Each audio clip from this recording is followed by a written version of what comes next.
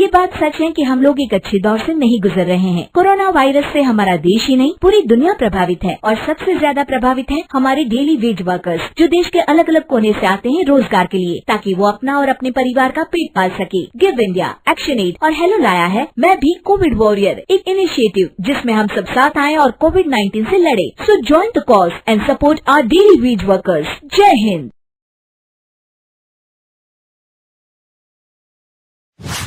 रजनी को बचपन से ही पेंटिंग का बहुत शौक था। वो हमेशा से ही पेंटर बनना चाहती थी, पर उसके माँ और पिताजी ने उसको कभी भी इस चीज के लिए सपोर्ट नहीं किया और उसकी शादी नीरव से हो गई। नीरव रजनी को बहुत प्यार करता था, पर रजनी हमेशा चुपचाप ही रहती। वो इस शादी से खुश नहीं थी। वो ये शादी नहीं करना चाहती थी। उसे तो हमेशा से पेंटर जो बनना था। अपने इस सपने को वो नहीं पूरा कर पाई, इसलिए वो हमेशा उदास रहती थी। रजनी, बहुत ही बढ़िया फिल्म लगी है, कल देखने चले? नहीं जी, कल मुझे बहुत काम है, मैं नहीं जा पाऊंगी। अच्छा तो कोई बात नहीं, संडे को चलते हैं। देखिए, मुझे फिल्म देखना पसंद नहीं है। आपको जाना है तो चले जाइए।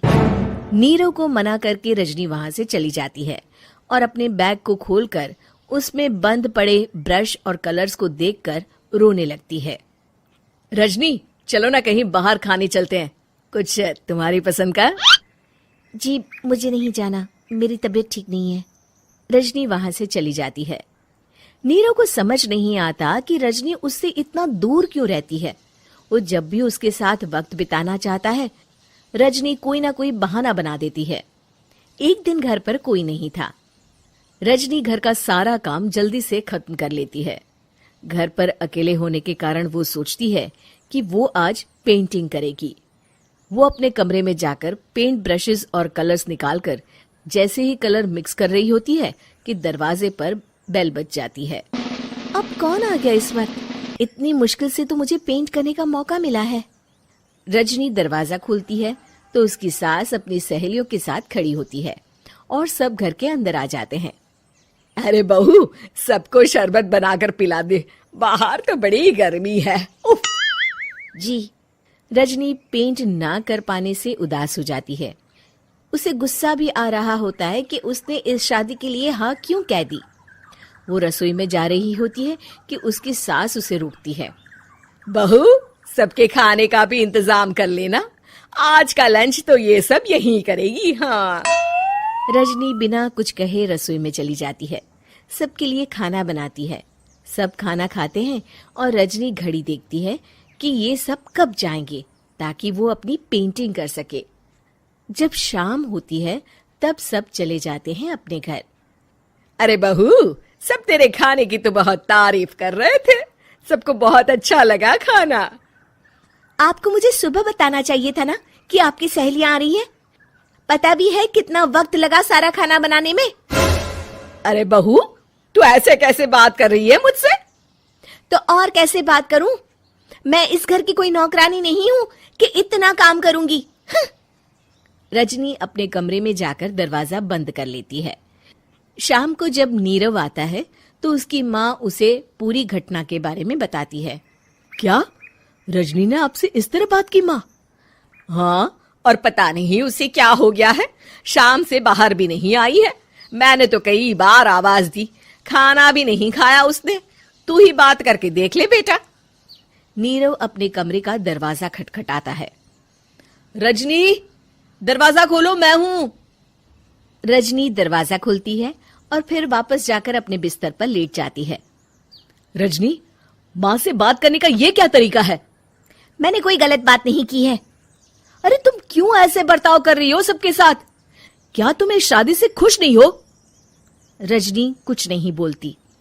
अरे बताओ मुझे रजनी, क्या ये शादी तुम्हारी मर्जी के खिलाफ हुई है? हाँ, मैं ये शादी कभी नहीं करना चाहती थी। तुमसे क्या, मैं किसी से भी शादी नहीं करना चाहती थी। रजनी रोने लगती है। चुप हो जाओ रजनी, बताओ मुझे, तुम क्यों नहीं करना चाहती थी शादी?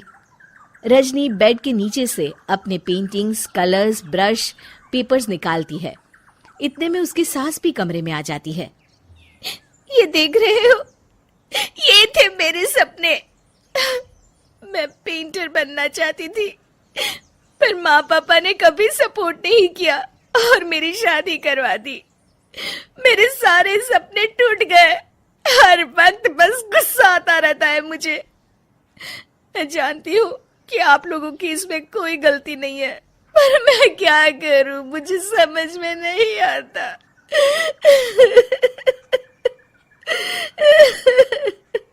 रजनी फूट फूट कर रोने लगती है।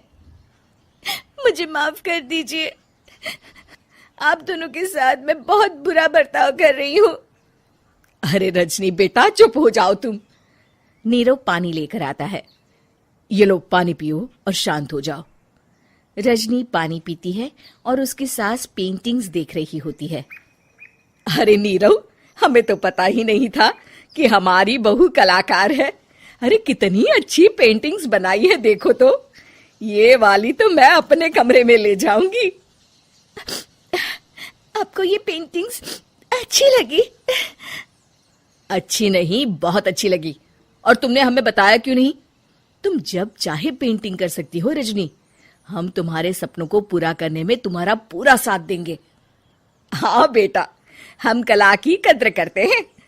हम कलाकार तो नहीं, पर मुझे गर्व है कि मेरी बहू एक कलाकार है।